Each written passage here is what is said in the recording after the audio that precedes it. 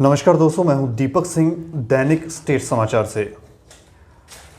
हम 21वीं सदी में प्रवेश ले रहे हैं और आज भी अगर हम देखें तो औरतों को जो प्रताड़ित किया जाता है या बंधुआ मजदूर की तरह ट्रीट किया जाता है जब वो अपने ससुराल में जाती है शादी करने के बाद, तो जिस तरह का ट्रीटमेंट किया जाता है वो कहीं ना कहीं निंदनीय है। और क्यों ये परंपरा जो है समाप्त नहीं हो रही। यहाँ तक भी हमने देखा है कि आजकल लोग जो हैं वो लव मैरिज कर रहे हैं। लव मैरिज करने के बावजूद भी वो जैसे ही ससुराल के अंदर प्रवेश लेते हैं, एंट्री करते हैं, तो उसके बाद उनके साथ जो घटित होता है वो कहीं ना कहीं निंदनीय है। और लव जिहाद जैसे कानून बनाने की मांग की जा रही है, धर्म परिवर्तन करवाया जाता है। पहले प्रेम के झांसे में फंसाई जाती हैं और लड़कियां, और उसके बाद जब शादी की जाती है तो एक विशेष समुदाय वो धर्म परिवर्तन करवा रहा है और बंधुआ मजदूर की तरह ट्रीट कर रहे हैं। और इसके अलावा अगर हम देखें तो दहेज प्रथा जो है वो हमारे समाज के अंदर समाप्त नहीं हुई है। ऐसा नहीं है कि औरतों का जो सम्मान है, औरतों की जो इज़्ज़त है, कई लोग बहुत अच्छे हैं और बहुत अच्छे से रिस्पेक्ट करते हैं औरतों की, लेकिन ज़्यादातर जो हम देख रहे हैं वो ये एक बहुत बड़ी समस्या है कि ज़्यादातर लोग जो हैं वो औरतों को बंधुआ मजदूर की तरह ट्रीट करते हैं। घर में जब लाए जाते हैं तो उनको सिर्फ खाना बनाना है, ये सब करना है, वो करना है। तो कब तक दबा के रखा जाएगा और इसका क्या, इसकी सही डायरेक्शन कभी आएगी? क्या औरतों को जो सम्मान जो हमारे पूर्वज देते थे, क्या वो सम्मान वापस से दिया जाएगा या नहीं? और इसी विषय पर चर्चा करने के लिए हमारे साथ हैं शिखा बंदराल ठाकुर, जो नेशनल अवामी यूनाइटेड पार्टी की सिटी प्रेसिडेंट हैं। मैम, आपका बहुत बहुत स्वागत है। धन्यवाद। अच्छा, मैं ये आपसे जानना चाहूँगा कि 21वीं सदी में हम प्रवेश कर रहे हैं और आज भी औरतों को जो है वो बंधुआ मजदूर की तरह ट्रीट किया जाता है, इस पे आप क्या कहेंगे? मैं इस पे यही कहना चाहती हूँ कि एक औरत को एक औरत समझे, उसे एक इंसान समझे, उसे ये समझे कि ये हमारे घर का एक सदस्य है, ना कि ये कि एक बहू आ गई है तो एक काम वाली बाई आ गई है। कुछ लोगों की मेंटालिटी, ये नहीं कहती मैं कि सबकी मेंटालिटी ऐसी है, लेकिन कुछ लोगों की मेंटालिटी ऐसी है कि अगर घर में बहू आई है तो सब यही सोच लेते हैं कि हाँ जी चलो घर का काम आसान हो गया, अब हमें ये नहीं करना पड़ेगा। और हर एक काम सिर्फ एक ही इंडिविजुअल के ऊपर आप इंडिपेंडेंटली कर दे कि नहीं यही करेगी सब कुछ, यही सब कुछ करेगी, तो वो सब कुछ करते करते एक दिन हार जाएगी। इससे बेटर है कि उसे एक इंसान समझे, उसे ये समझे कि नहीं ये हमारे घर का सदस्य है और हर एक काम में जितना वो अपना पार्टिसिपेशन देती है इतना बाकी सब भी दें। ये चीज़ें रुक क्यों नहीं रही हैं? सर, ये चीज़ें इसलिए नहीं रुक रही हैं क्योंकि लोगों की सोच, हम जहाँ पे कहते हैं कि हम 21वीं सदी में पहुँच चुके हैं, हम बहुत ज़्यादा वुमेन डेवलपमेंट की या वुमेन एम्पावरमेंट की बात करते हैं, लेकिन ये चीज़ें इसलिए नहीं रुक रही हैं क्योंकि कुछ लोगों की मेंटालिटी आज भी पीछे ही है जी। कुछ लोग भी पुरानी सोच रखते हैं कि औरत है तो पाँव की जूती है, औरत है तो हमसे नीचे है, औरत हमसे ऊपर कभी जा नहीं सकती, औरत हमसे कभी सिर उठा के हमसे ज़्यादा आगे बढ़ नहीं सकती। जहाँ पे हम बोलते हैं कि एक औरत कंधे से कंधा मिला के चलती भी है, एक औरत हर एक चीज़ करती है, सब कुछ करती है अपनी फैमिली के लिए, सब कुछ, लेकिन कहीं ना कहीं उसे ये फील करवाया जाता है कि आज भी वो हमारे फैमिली का सदस्य नहीं है, वो एक बहू है। वो ये ससुराल में एक थिंकिंग मैक्सिमम एक वर्डिंग होती है कि ये मायके से आई है, इसका वही अपना घर है, ये उससे ज़्यादा समझती है। मायके में जाती है, मायके में ये बोला जाता है कि अब ससुराल ही तेरा घर है, वही वही तेरा सब कुछ है। पहले एक परंपरा थी कि घर वाले ही डिसाइड करते थे कि ये लड़की की शादी कहाँ होगी, लेकिन अब ये परंपराएं औरतें तोड़ती हुई दिख रही हैं और तोड़कर उन्होंने अपनी मर्जी से शादी की है। लव मैरिज अगर हम कहें, लव मैरिज की है। ये दायरा तोड़ने के बावजूद भी वो फिर से प्रताड़ित होती है, इसके ऊपर आप क्या कहें? वो जब अगर पहले की हम बात की जाए कि एक औरत की पहले जब अरेंज मैरिज की इसकी बात होती थी कि अरेंज मैरिज है तो लड़का मिलवा दी, लड़की मिलवा दिया एक दूसरे से तो शादी हो गई, फिर भी उनमें बहुत ज़्यादा केसेस मिसअंडरस्टैंडिंग्स हो जाती थी, डाइवोर्स तक बात पहुंच जाती थी।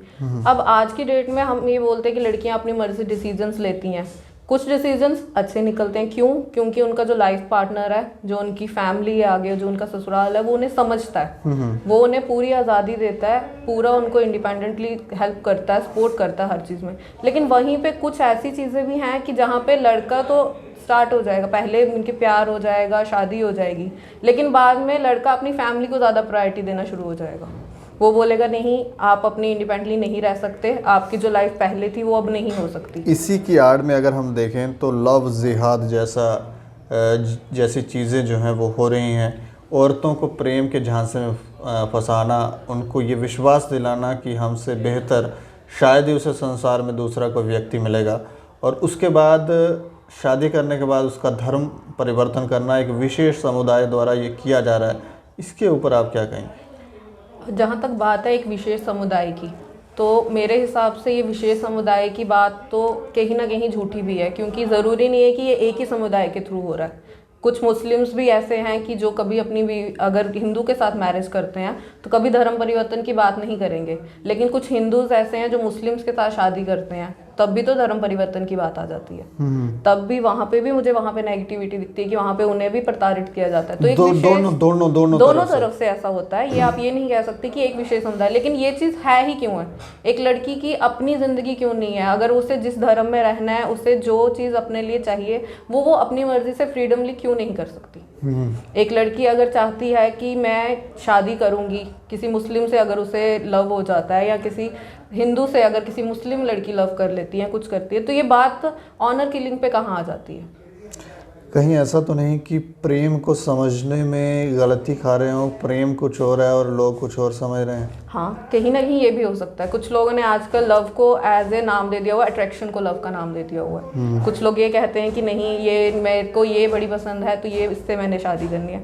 तो कहीं ना कहीं ये है कि लोग मिसअंडरस्टैंड हो रहे हैं कि लव सीरियसली, और इस चीज़ का मतलब ही किसी लोगों को नहीं पता है। कुछ लोगों को अगर आप कहें कि लव का मतलब ये है कि सिर्फ प्यार हो गया, पसंद आ गई तो शादी कर ली, वो चीज़ गलत है। कम से कम टाइम दो, अपने एक दूसरे को जानो। 1 साल के अंदर या 6 महीने के अंदर किसी से प्यार नहीं हो जाता। आप अपनी फैमिली के साथ 25 ईयर्स रहते हैं, फिर आपको एक दिन उस घर को पूरा छोड़ के न्यू घर को अपनाना पड़ता है, तो क्या आप कह सकते हैं कि आपको एक ही दिन में प्यार हो गया अपने ससुराल वालों से? नहीं। आप जब टाइम देते हैं, टाइम जो है वो आपको रियलाइज़ करवाता है कि आपका डिसीजन सही है या नहीं है। अगर आप पहले ही शादी कर लेंगे फटाफट, बाद में आपको ये चीज़ रियलाइज़ हो कि नहीं, ये तो प्यार था ही नहीं। ससुराल में क्या, क्योंकि आपकी भी शादी हुई है, तो ससुराल में क्या ज़्यादातर पुरुष गलत दिखते हैं, या फिर औरतें जो सासें हैं, जो उनके अलावा वहाँ पर जो औरतें हैं, उनका कुछ ट्रीटमेंट, जो उनका बिहेवियर थोड़ा सा नेगेटिव है, इसकी वजह से ये सब माहौल जो है क्रिएट होता है? जहाँ तक आप मेरी बात कर रहे हैं कि मैं मैरिड हूँ, तो अगर मैं आज आपके साथ यहाँ बैठी हूँ तो मैं इसी वजह से बैठी हूँ कि मेरी फैमिली का फुल सपोर्ट है मेरे साथ। मैं एक जनरल बात कर रहा हूँ कि आप मैरिड हैं। जनरल बात का ही जवाब दे रही हूँ कि मेरे साथ तो फुल फैमिली सपोर्ट है, लेकिन कुछ जगह ऐसी है कि जहाँ पे हस्बैंड्स के रिएक्शन चेंज हो जाते हैं। मैं ये नहीं कहूँगी कि हस्बैंड ही गलत है, वाइफ भी कहीं कहीं गलत होती है। कुछ लड़कियाँ आजकल ऐसी भी हैं कि जो अपने हस्बैंड को सपोर्ट ही नहीं करती हैं, वो सिर्फ अपनी लाइफ में रहती हैं। कुछ लड़कियाँ ऐसी भी हैं कि अपने फैमिली के लिए सब कुछ करेंगी, लेकिन फिर भी उन्हें फैमिली का सपोर्ट नहीं मिलेगा। आप ये एक तरफा ये हम सोच नहीं बना के जा सकते कि एक ही साइड गलत है। दोनों पहलू देख के ही हमें पता चलेगा कि कौन सी साइड सही है, कौन सी गलत है। जैसे मैंने आपको पहले बताया कि टाइम, एक चीज़ जब आप किसी रिलेशन को टाइम देते हैं तो आप उस चीज़ को समझ सकते हैं कि ये चीज़ मेरे लिए सही है कि गलत है। यही चीज़ है। लव जिहाद पे सरकार कानून बनाने जा रही है, इसको आप किस तरह से देखते हैं? लव जिहाद पे सरकार अगर कानून बनाती है तो मोस्ट वेलकम, इस कानून को बनना चाहिए। लेकिन ये कानून बनाने की बजाय अगर एक वुमन को उसके राइट्स का कानून मिले तो वो ज़्यादा मैटर करेगा। कि एक औरत को ये क्यों करना पड़ता है कि शादी के बाद उसे अपनी कास्ट चेंज करनी है, इवन कि उसके सारे डॉक्यूमेंट्स वगैरह के ऊपर जो उसका नाम चल रहा है उसके साथ उसे एक एक्स्ट्रा नाम लगाना पड़ता है। इसमें बहुत प्रॉब्लम्स होती हैं, जॉब से सीकिंग में प्रॉब्लम होती है, करियर में प्रॉब्लम होती है। एंड में फिर कुछ लड़कियां तो ऐसा सोच लेती है छोड़ो हमें करनी ही नहीं है, जॉब ही नहीं करनी है, हम घर पर ही ठीक है। और जहाँ पे लव जिहाद की बात है तो ये कानून एक ऐसा होना चाहिए कि एक औरत को उसके हक मिलने चाहिए।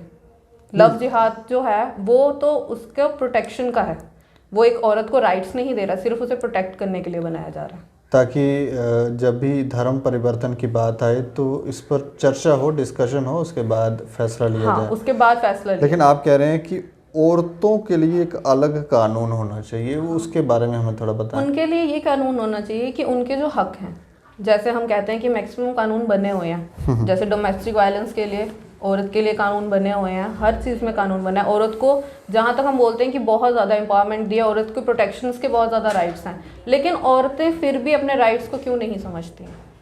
एक औरतें अपने राइट्स को नहीं समझती है, और अगर वो अपने राइट्स को समझती हैं फिर भी कहीं ना कहीं उन्हें एक फैमिली प्रेशर होता है कि वो अपने राइट्स को समझते हुए, अपने राइट्स के बारे में अवेयर होते हुए भी स्टेप नहीं उठा सकती। कई औरतें हमने ऐसे भी देखे हैं, कई बार रेप केसेस जो हैं वो समाज में बढ़ रहे हैं, कई बार हमने देखा है कि औरतें उसकी आड़ में फ़ायदे भी उठा रही हैं। हाँ, बेगुनाह लोगों को जेलों में बंद करवा रही हैं। इसके ऊपर आप क्या कहेंगे? वो फिर सर उनका ओन कैरेक्टर आ जाता है। ओन कैरेक्टरिज्म पे हम बात कर लेते हैं कि कुछ लड़कियां ऐसी भी होती हैं जिनके साथ रियल में ये सब कुछ होता है, जिनके साथ रियलिटी होती है, लेकिन फिर भी सरकार अब कहीं ना कहीं कुछ नेगेटिव, जैसे लड़कियां जो ये झूठे इल्ज़ाम लगाती हैं, जो झूठे इल्ज़ामों में दूसरे लोगों को बनाती हैं, उनकी वजह से जिनके साथ रियलिटी में ऐसा शोषण हो रहा है, जो जिनके साथ ऐसी मोलेस्टिंग रियलिटी में हो रही है, जॉब प्लेस पे हो रही है या कहीं भी हो रही है, वो भी आवाज़ नहीं उठा पाती हैं, क्योंकि उन्हें भी कहीं ना कहीं ये लगता है कि हम झूठे साबित हो जाएंगे तो हमें आगे क्या होगा, हमारा करियर क्या होगा। तो जो लड़कियां ऐसा काम करती हैं, मैं बोलती हूँ उनके लिए ये शर्म की बात है। क्यों? उनके लिए कानून नहीं बनना चाहिए? उनके लिए कानून भी बनना चाहिए, प्रॉपर कानून बनना चाहिए, क्योंकि हर जगह आप ये नहीं बोल सकते कि मेल ही गलत है। मैक्सिमम आज की डेट में ऐसा भी है कि फीमेल्स भी बहुत ज़्यादा गलत कर रही हैं। आजकल फीमेल्स भी, मैंने देखा है कि डोमेस्टिक वायलेंस के नाम पे वो झूठे अपने ससुराल वालों को फंसाती हैं। कुछ लड़कियां ऐसी होती है जो सच में अगर ये करेंगी तो उनके ससुराल वाले उन्हें गलत साबित कर देते हैं कि ये झूठ है या कुछ है, लेकिन उन्हीं की वजह से एक औरत ही औरत की दुश्मन बनी हुई है। जो औरतें ऐसा काम करती हैं, वही जो सही औरतें हैं, उनके लिए भी वो एक प्लेटफॉर्म ऐसा बना रही है कि औरत की जो इमेज है वो गलत बन रही है उनकी वजह। क्या सिर्फ कानून बनाने से ये चीज़ें रुक पाएंगी? नहीं, कानून बनाने से ये चीज़ें नहीं रुक सकती जब तक ये मेंटालिटी अच्छी नहीं होगी। एक मेंटालिटी, एक सोच जो है वो आपके घर से आपको मिलती है, आपके स्कूल से मिलती है, आपके दोस्तों से मिलती है, आपकी फैमिली से मिलती है।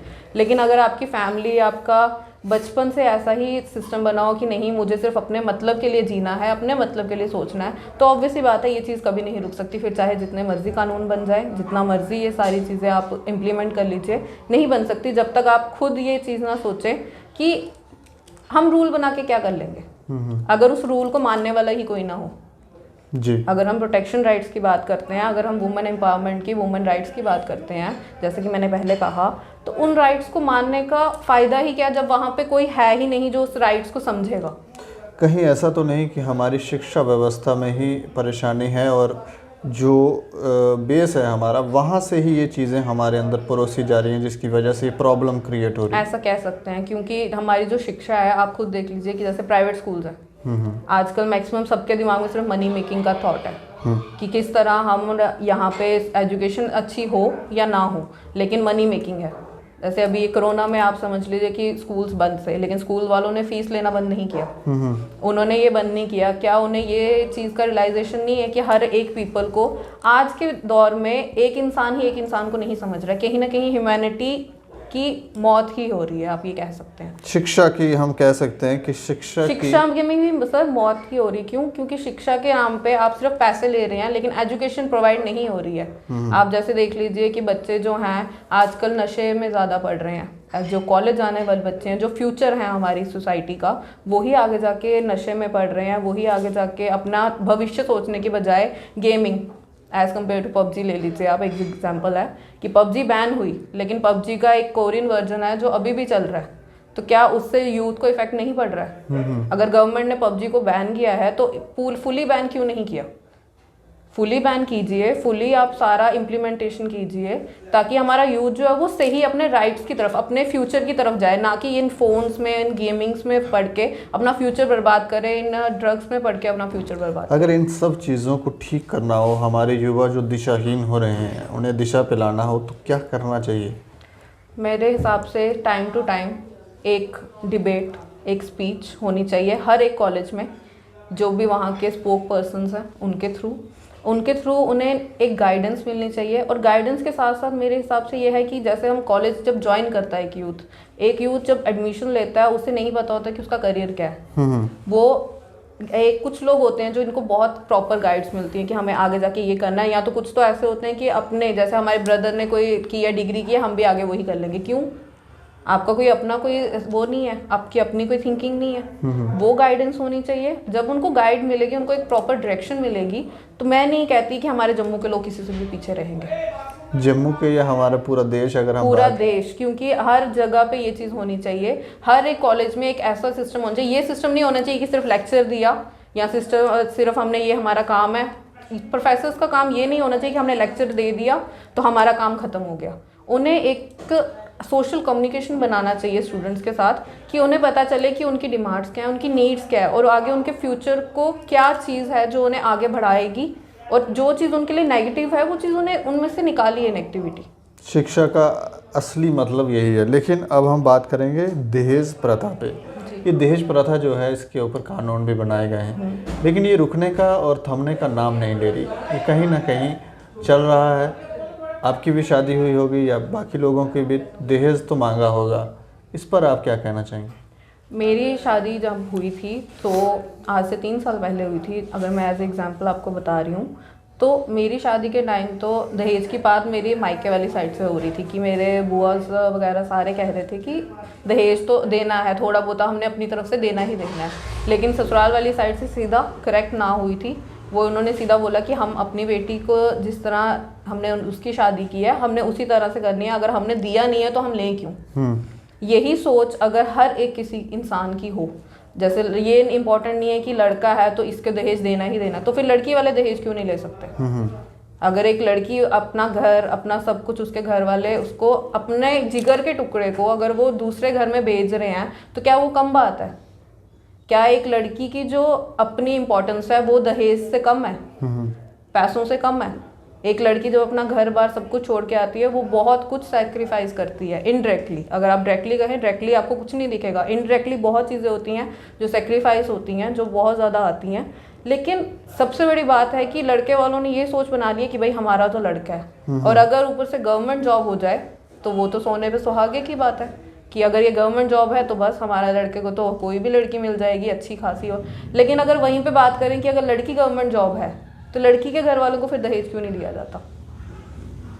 आप ये चीज़ देखिए ना कि लड़की के घर वालों को दहेज क्यों नहीं दिया जाता? लड़की भी तो गवर्नमेंट जॉब कर रही है, ऊपर से लड़की तो पूरी लाइफ लॉन्ग आपके घर आ रही है जी। अगर ये सोच लड़के वाले सोचें तो मैं तो कहती हूँ ये दहेज रहेगा ही नहीं, ये दहेज प्रथा भी नहीं रहेगी। ये मनी मेकिंग के जो सोर्सेज सोचते हैं लोग कि नहीं हमने इनडायरेक्टली मनी लेनी है, हमने इनडायरेक्टली ये करना है, कि दुनिया की नज़रों में नहीं आएंगे लेकिन दहेज प्रथा इनडायरेक्टली चलाएंगे। तो यहाँ तो इसे फुली आप अपनी मेंटालिटी बदलिए, या तो आप ये देखिए कि कुछ ऐसे कड़े कानून हो कि सीधा केस। अब देखिए जब किसी ने अपनी बेटी देनी है तो वो पुलिस केस तो करेगा नहीं कि भाई इन्होंने दहेज मांगा, क्योंकि उसे पता है कि उसकी बेटी का फ्यूचर खराब हो जाएगा, क्योंकि वो पूरी लाइफ लॉन्ग उसे मेंटली टॉर्चर करते रहेंगे कि हाँ ये हुआ था, ये हुआ था। तो कहीं ना कहीं बेशक रूल्स हैं, रेगुलेशंस हैं, लेकिन फिर भी इम्प्लीमेंटेशन नहीं है उनकी। मेंटली टॉर्चर को अगर रोकना हो, जो औरतें मेंटली टॉर्चर हो रही हैं, उसको कैसे रोका जा सकता है? वो औरतों को खुद आगे आना पड़ेगा, क्योंकि मेंटली टॉर्चर आप तब तक स्टॉप नहीं कर सकते जब तक आप खुद अपने लिए स्टैंड नहीं ले सकते।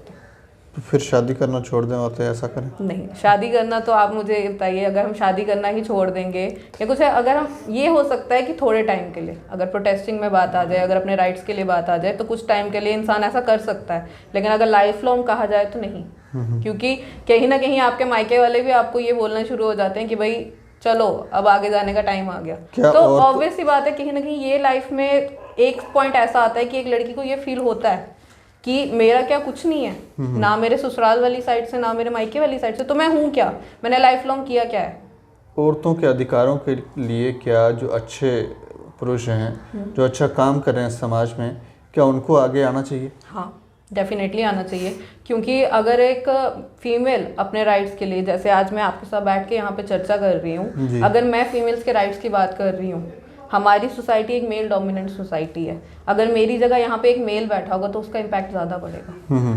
मैं इनडायरेक्टली अगर ये चीज़ कहूँ तो ये है कि मेरी बात का इतने मायने नहीं होंगे जितनी उनकी बात के होंगे। क्यों? क्योंकि एक मेल को देख के ही, जैसे कहते हैं ना कि एक इंसान को देख के दूसरा इंसान रंग बदलता है, ये चीज़ वैसे इम्प्लीमेंट हो सकती है कि मेल को देख के अगर किसी ने भाषण दिया है या किसी ने बोला है, किसी ने मीन किया है उस चीज़ को, अपनी लाइफ में अडेप्ट किया है, तो उसकी बात का इम्प्लीमेंट ज़्यादा, उसका जो भी है, जो उसके रिफ्लेक्शन है वो ज़्यादा दिखेगी लोगों में। ये चीज़ हो जाती है। चलिए, शुक्रिया हमें समय देने के लिए और हमसे बातचीत करने के लिए। धन्यवाद सर। हम ये कहेंगे कि इस सारी जो जितनी भी चर्चा हुई औरतों को, लड़कियों को लेकर, निष्कर्ष यही है कि हमारे समाज में शिक्षा की कमी है और हमारे स्कूल्स, कॉलेज के अंदर इसकी व्यवस्था जो है प्रॉपर बनानी होगी। और पुरुषों को जो चाहते हैं कि औरतों की सुरक्षा हो, उनकी रिस्पेक्ट हो समाज में, उनको आगे आना चाहिए, क्योंकि औरत एक जननी है।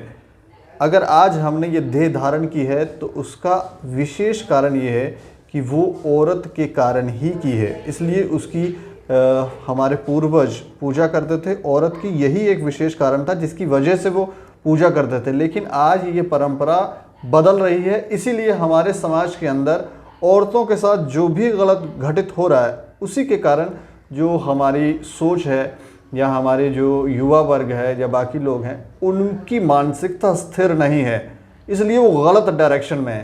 तो औरतों पर अन्याय करना बंद कीजिए, और जो पुरुष चाहते हैं या जो समाज के लोग ये चाहते हैं कि इनकी सुरक्षा हो, इनकी रिस्पेक्ट हो, ताकि हमारी पीढ़ियां, हमारे युवा, हमारे बच्चे सही दिशा में जाएं, तो उन्हें आगे आना होगा। बाकी आप देखते रहे दैनिक स्टेट समाचार। मुझे और मेरे सहयोगी को दे इजाज़त। नमस्कार।